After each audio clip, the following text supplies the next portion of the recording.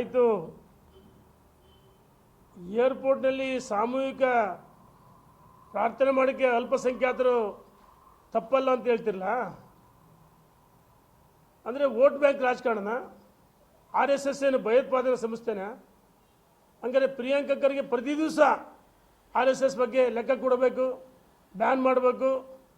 ಮುಖ್ಯಮಂತ್ರಿಗಳು ಸಹ ಸಚಿವ ಸಂಪುಟ ಆದೇಶ ಮಾಡಿದರೆ ಹೈಕೋರ್ಟಲ್ಲಿ 2 ಕಡೆ ಇವ್ರದ್ದು ತಿರಸ್ಕೃತ ಆಯಿತು, ಸ್ಟೇ ಸಿಕ್ತು. ಕೆಳಮನೆ ಮೊದಲನೇ ಬೆಂಚಲ್ಲಿ ಇದಾಯ್ತು, 2ನೇ ಬೆಂಚಲ್ಲಿ ಹಿನ್ನಡೆ ಆಯ್ತು ಇವರಿಗೆ. ಅಂದರೆ ಸಾರ್ವಜನಿಕ ಶಿಕ್ಷಣ ಇಲಾಖೆಗಳು ಅಲ್ಲಿ RSS ದೇಶಭಕ್ತ ಸಂಸ್ಥೆ, ಅದು ಭಯೋತ್ಪಾದನನ? ಅದ್ರ ಬಗ್ಗೆ ದೊಡ್ಡ ದೊಡ್ಡ ಪತ್ರ ಬರ್ತೀರಿ ಪ್ರಿಯಾಂಕಾ ಖರ್ಗೆ ಅವರೇ, ಮುಖ್ಯಮಂತ್ರಿಗಳೇ, ನೀವು ಸಚಿವ ಸಂಪುಟದಲ್ಲಿ ಅದನ್ನು ಅನುಮೋದನೆ ಮಾಡಿ ಕಳಿಸ್ತೀರಿ. ಆದರೆ ಏರ್ಪೋರ್ಟ್ನಲ್ಲಿ ಒಂದು ರೀತಿ ಜೈಲೆಲ್ಲ ರೆಸಾರ್ಟ್ ಮಾಡ್ಕೊಂಬಿಡ್ತಾರೆ. ಇದಕ್ಕಿಂತ ನೆಪ ಮಾತ್ರಕ್ಕೆ 2 ಜನ ಸಸ್ಪೆಂಡ್ ಮಾಡಿದ್ದಾರೆ.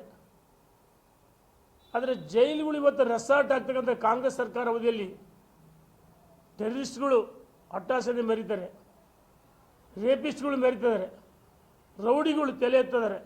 ಇದು ಒಂದು ರೀತಿ ರೌಡಿಗಳ ಸಾಮ್ರಾಜ್ಯ ಇದೆ ಕರ್ನಾಟಕ ಅಂತ ಹೇಳಕ್ಕೆ ಇಚ್ಛೆಪಡ್ತೀನಿ.